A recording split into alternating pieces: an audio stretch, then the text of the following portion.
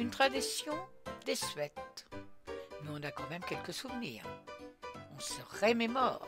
Il faut être une jeune fille, être célibataire à 25 ans, rien d'extraordinaire aujourd'hui. Dans le nord de la France, les jeunes filles s'envoyaient uniquement ce jour-là des cartes postales figurant une Catherinette se souhaitant bonheur conjugal et entretenant ainsi de doux espoirs. Tout commence par notre Sainte Catherine. Au IVe siècle, Catherine d'Alexandrie refuse de se marier à l'empereur Maxence. Il la fait emprisonner et martyriser. Elle refuse toujours de se marier. Alors, la tradition va s'en emparer.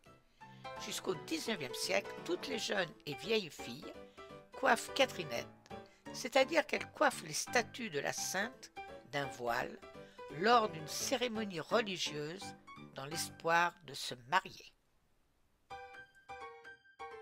Et la fameuse coiffe devient un bonnet le 25 novembre, jour de la Sainte Catherine pour se faire remarquer. Le nombre d'épingles sur la coiffe précisait l'âge de la jeune fille à marier. Ces jeunes filles organisent des goûters pour fêter cette journée. Et pas en reste, les garçons profitent de la Saint-Nicolas pour avoir le pendant des Catherinettes. Et au XXe siècle, c'est l'apothéose. La Sainte Catherine devient une vraie journée festive et également une fête corporative pour les modistes et couturières. Les ateliers de mode donnent le ton, le bonnet évolue en chapeau, seuls le jaune et le vert ont persisté. C'est le symbole d'espérance et de connaissance pour le vert, de foi et d'union pour le jaune. Après 1950, on décore le bonnet avec des objets symboliques des différents métiers que l'on pratique. La journée d'une Catherinette est remplie. Le travail cesse ce jour-là. On décore les lieux de travail, on confectionne les fameux chapeaux. Les Catherinettes sont accueillies par leur patron et sont coiffées de leurs chapeaux qu'elles gardent toute la journée. Et reçoivent des cadeaux. On se met à table et après on danse jusque tard dans la soirée. On sort dans les rues pour défiler.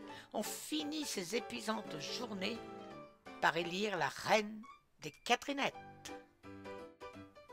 L'évolution des mentalités des années 1970 auront raison de cette fête. Seules les écoles et maisons de mode fêtent discrètement le 25 novembre. Sont-elles encore reçues à l'Hôtel de Ville de Paris, comme de coutume?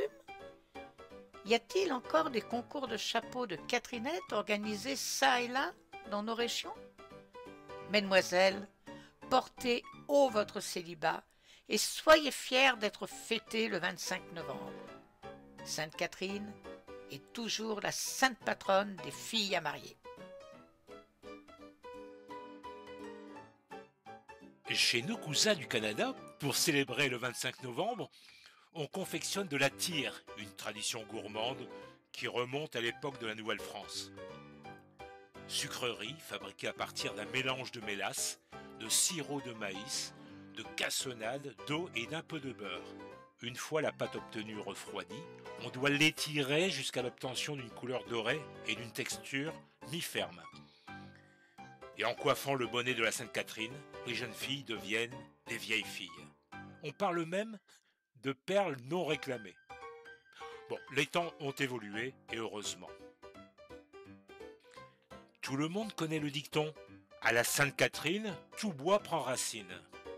À ce moment de l'année, les chaleurs sont définitivement passées et en général, ils ne gèlent pas encore, sauf en montagne. C'est donc à partir de ce moment-là que les plantations d'arbres ou d'arbustes deviennent possibles.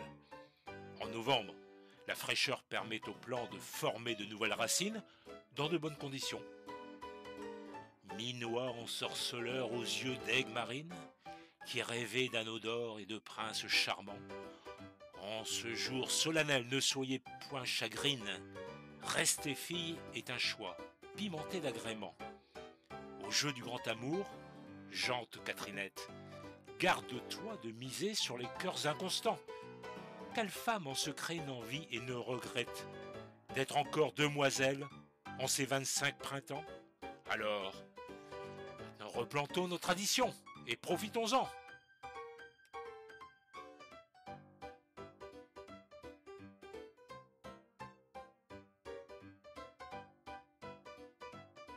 Nous vous remercions de votre écoute et n'oubliez pas de liker et de cliquer sur la petite cloche pour nous suivre vers de nouvelles aventures.